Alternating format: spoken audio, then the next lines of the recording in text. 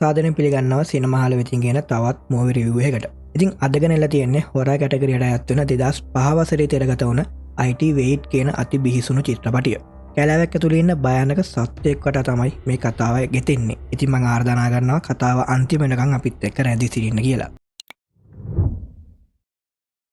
කතාව ආරම්භ වෙන්නේ මෙහෙමයි. බෙන් කියන්නේ නෝර්ත් ඊස්ටර්න් විශ්වවිද්‍යාලයේ මහාචාර්යවරයෙක්. ඔහු තමන්ගේ ශිෂ්‍ය පිරිසත් එක්ක කැලෑවද පෞරාණික ගවේෂණයක නිරත වෙනවා. ඔවුන්ගේ ඉලක්කය වෙන්නේ කන්දක් මුදුනේ තියෙන රහස් ගුහාවක්. බෙන් සහ කණ්ඩායම ඩයිනමයිට් දාලා මේ ගුහාවේ දොරටුව විවෘත කරගන්නවා. ඉතින් ඊට පස්සේ ඇතුළට ගියට පස්සේ උන්ට දකින්න ලැබෙන්නේ හරිම අద్భుත දේවල්. බිත්ති පුරාම මිනිස්සුන්ට පහර දෙන බිහිසුණු සතුන්ගේ රූප සහ අමුතු සංකේත ඇඳලා තියෙනවා. ඉතින් මේ දේවල් බල ඉන්න ගමන් කණ්ඩායමේ ඉන්න එක ගෑනු ළමයෙක් මේ ගුහාව ගැන කියන ජනප්‍රවාදයක් ගැන කියනවා. ඇය කියනවා මීට අවුරුදු ගානකට කලින් මේ ගුහාවට ඇතුළු වුණු පියෙක් සහ දියණියක් අద్భుත විදියට අතුරුදහන් වුණා කියලා. ඉතින් ඒ කතාව ඇහුවෙන් පස්සේ මේ කණ්ඩායම ටිකක් බය වෙනවා. ඊට පස්සේ බෙන් සහ කණ්ඩායම නැවතත් ගුහාව ඇතුළට යන්න පිටත් වෙනවා. ඉතින් බෙන් සහ කණ්ඩායම ගුහාව ඇතුළට යද්දී ඔවුන්ට මිනිස් ඇටකටු, ඒ වගේම කලින් කිව්වා වගේ අමුතු රූප, ඒ වගේ දේවල් මේගොල්ලන්ට හම්බ වෙනවා. ඒකම එකපාරටම ගුහාව ඇතුළේ ඇඟ හිරිවැටෙන ඉතා භයානක ගොරවන හඬක් ඇහෙනවා. මේ කණ්ඩායම දෙපාරක් හිතන්නේ නැතුව පැනලා යන්න තමයි දැන් ඔන්න හදන්නේ. ඒකම ඒ මරහඬින් කෑගහපු පිහිසුණු සත්වයා ඔවුන් පසපස හමාගෙන ඇවිල්ලා හැමෝම අමානුෂික විදියට මරලා දානවා.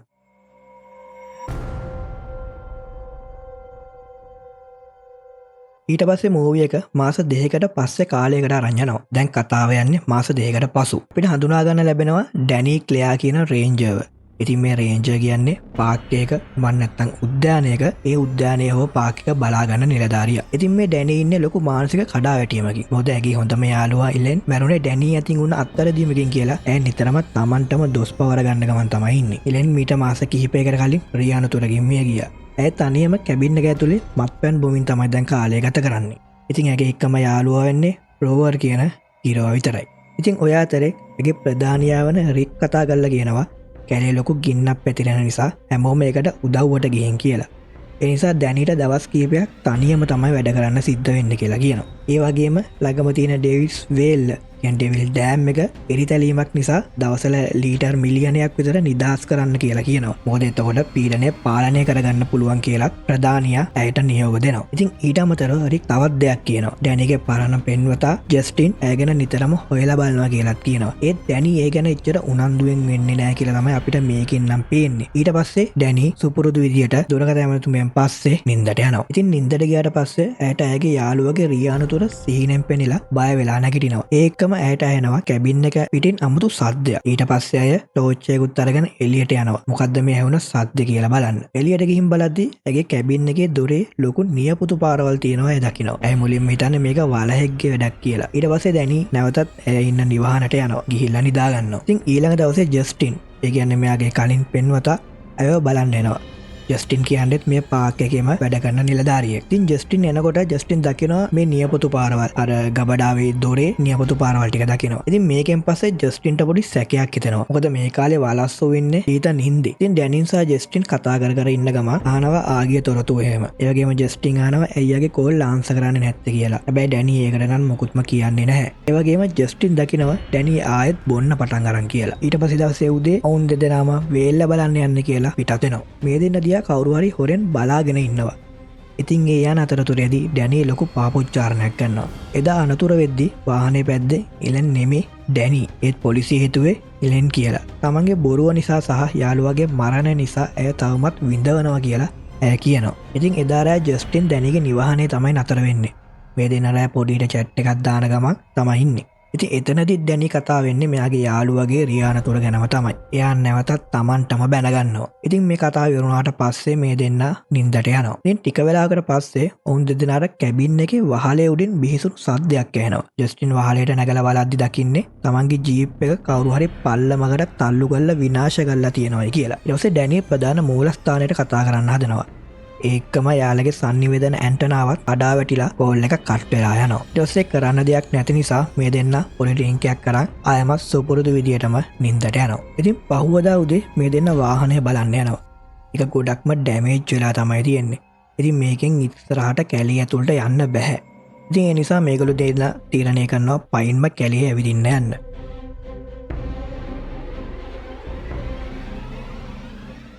ඉතින් ඉරස මේගොල්ලො කැලේ ඇවිදින්න යන්න පටන් ගන්නවා. ඇවිදගෙන යනකොට මෙයාලා දකිනවා කැලේ අතරමං වුණ වයසක යුවලා.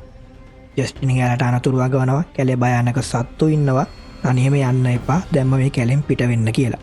නමුත් ඒක ගානකට ගන්න නැතුව දිගටම කැලේ ඇතුළට පිටත් වෙලා යනවා මේ මහලු කාන්තාව සහ මහලු මනුස්සයා. ඊට ටික වෙලාවකට පස්සෙ අපිට පෙන්නනවා මේ වයසක යුවල සත්වෙකුට අහු වෙනවා. ඒ සතා තමයි අර කතාවේ මුලින්ම ගවේෂණ කණ්ඩායමට ගොදුරු වුණ සත්වයා.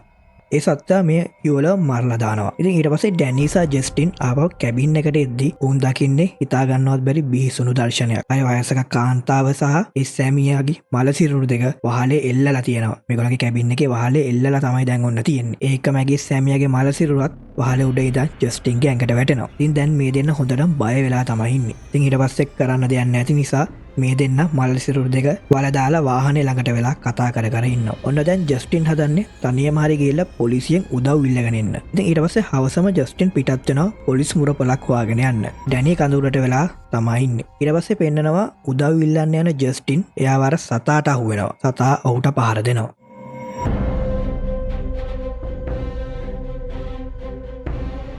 ඊට පස්සේ පෙන්නන්නේ ඊළඟ දවසේ උදේ. ඩැනී ඇවිදි වෙන්න විශාල ශබ්දයක් ඇහෙන ගමන් ඒ සද්ද ඇහෙන්නේ පහළ තියෙන ගබඩා කාමරෙන්. ඉතින් ඩැනී ගිහින් බලනවා මොකක්ද ඒ සද්ද කියලා. කාමරය ඇතුළට ගිහින් බලනකොට තමයි මෙයාට ඉතාමත් බිහිසුණු දෙයක් පෙනෙන්නේ. අර උදව් ඉල්ලන්නගේ ජස්ටින්ගේ ඇඟෙන් වෙන් වුණ හිස විතරක් දැන් මේ කාමරේ තියෙනවා. ඩැනී හොඳටම බය වෙලා කාමරෙන් එළියට ඇවිල්ලා කෑ ගහලා අඬන්න පටන් ගන්නවා. ඊට පස්සේ ජස්ටින්ගේ මිනිහත් අය වර්ෂක ජෝඩෝ වල දාපු තැනින්ම වල දාලා ඩැනී කල්පනා කර කර ඉන්නවා. දැන් ඩැනි තවත් මානසික වැටිලා ඉන්නේ. එයා ගණන් ගන්නේ නැති වුණාට එයාට දැන් මතක් වෙනවා ජස්ටින් එයාට කොච්චර ආදරේ කරාද කියලා. ආදරේ කරපු විදිය. දැන් ඩැනි ඉන්නේ තනියම. ඉතින් ඇය තීරණය කරනවා තවත් හැංගිලා ඉන්නේ නැතුව මේ සත්‍යයෙන් පලි ගන්න. ඉතින් ඇය කැබින් එක වටේම උගුල් අටවනවා. ඊට පස්සේ ලයිට් ඔක්කොම ඔෆ් කරලා කැබින් එක ඇතුළට වෙලා හැංගිලා ඉන්නවා. ඉතින් ටිකක් රෑ වෙනකොට අර අමුතු සත්‍යයක් කැබින් එක පැත්තට එනවා. ඒකම දැනි අටවපු උගුලකට ඒ සතාව අහුවෙලා විශාල ශබ්දයක් එක්ක මුළු කැබින් එකම හෙලවෙන්න පටන් ගන්නවා. ඉතින් ඊට පස්සේ මූවි එක අරගෙන යන්නේ ඊළඟ දවසට. ඊට පස්සේ දවසේ පෙන්නන්නේ උදේම ඩැනි කැබින් එකෙන් පල්ලෙහාට එනවා. අර සතා අහුවෙලාද බලන්න. ඒත් සතා අහුවෙලා නම් තිබ්බේ නැහැ. ඊට පස්සේ අඩි සලකුණු පස්සේ ඩැනි යනවා මේ සතා ඉන්න ගුහාවට. ඔය අතර ඇයට හොසේ කියලා මහාචාර්යවරයෙක් හම්බෙනවා. හොසේ තමයි අර මුලින්ම මැරුණු බෙන්ගේ සහායකයා. ඉතින් මේ හොසේ නම් කියන්නේ මේ දරුණු සත්වයා අපායෙන් ආපු රාක්ෂයෙක් කියලා. ඌ මිනිස්සුන්ව මරන්න කලින් ඌ ඒ මිනිස්සුත් එක්කලා සෙල්ලම් කරනවා කියලාත් කියනවා. ඒ වගේම ඌ වතුරට ගොඩක් බයයි කියලාත් කියනවා. ඊට පස්සේ මේ දෙන්න යනවා පෝස් ජීවත් වෙන කැරවෑන් එකට. මෙයා මේ කැරවෑන් එක ඇතුළේ තමයි ජීවත් වෙන්නේ. ඊට පස්සේ මේ දෙන්න ගිහින් කතා කර කර ඉන්නවා. හොසේ සම්පූර්ණම කතාව කියනවා. එයා මෙහෙට ආපු විදිය, යුනිවර්සිටි එක ගැන ඒ හැමදේම මෙයාට කියනවා. ඊට පස්සේ මේ දෙන්න කතා කර කර ඉඳලා ඩැනි නැවතත් එනවා කැබින් එකට. ඒද්දි මෙයාට තවත් භයානක දෙයක් දකින්න සිද්ධ වෙනවා. මෙයාගේ කුරුල්ලා ලේ පිටින් මැරිලා ඉන්නවා කෑම මේසේ උඩ. මේකෙන් ඩැනි තවත් ෂොක් වෙනවා. ඊට පස්සේ මේ කුරුල්ලවත් වල දානවා. ඊට පස්සේ ෆිල්ම් එක වෙනම සීන් එකකට ගෙනියනවා. ඊට පස්සේ පෙන්නන්නේ ඩැනි මහවැස්සේ ඇවිදගෙන යනවා. පස්සෙන් අර සත්‍යයක් පන්නනවා.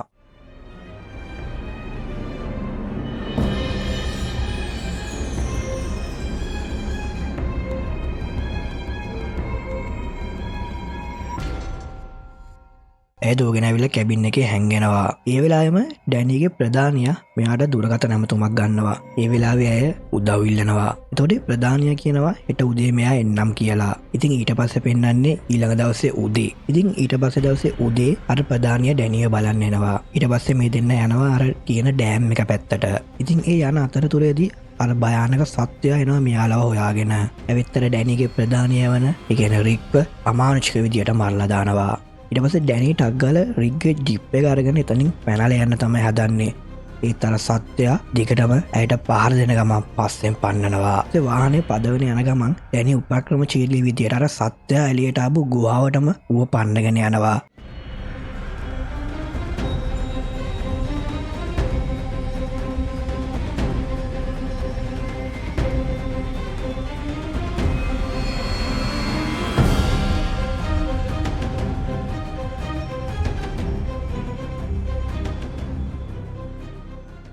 ගිහිල්ලා ඒ ගුහාවේ හප්පනවා. ඒ හප්පනවත් එක්කම අර බිහිසුණු සත්වයා විසි වෙලා යනවා ගුහාව ඇතුළට.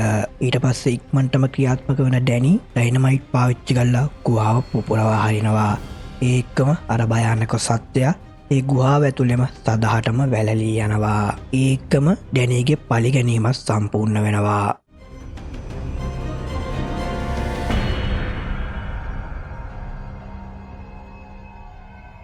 දැන් ඇවිත් තියෙන කතාවේ අන්තිම හරියට. මේ දේවල්ටික ඔක්කොම වුණාට පස්සේ අන්තිමති ඩැනී වේල්ලෙ වතුර නිදහස් කරලා පොලිසියට ගිහින් හැමදේම පාපොච්චාරණය කරනවා. ඒකම ඇයාපහු නගරයට ගිහින් සාමකාමීව ඉන්න හැදුවත් අවසාන තප්පරේදී ඇයට තටුගහන තවත් සද්දයක් ඇහෙනවා. එය නැවතත් බයින් ගෑන ගමන් වීදුරුව දෙස එකන ජනේලෙන් පිටත බලනකොට ඇය දකින්නේ ඇගි ගිරවාව. ඒ කියන්නේ අර රෝවර්ව. තැනදි සනාත කරනවා අර කලින් කෑම මේසෙවුඩ මැරිලා හිටියේ මෙයාගේ ගිරව නෙමේ කියලා. ඒ කියන්නේ ඉඳලා තියෙන වෙන සතෙක්. අවසානයේදී ඩැනී සැනසුම් සසුමක් කැල්ල ගමන් මූවි එක අවසන් වෙනවා.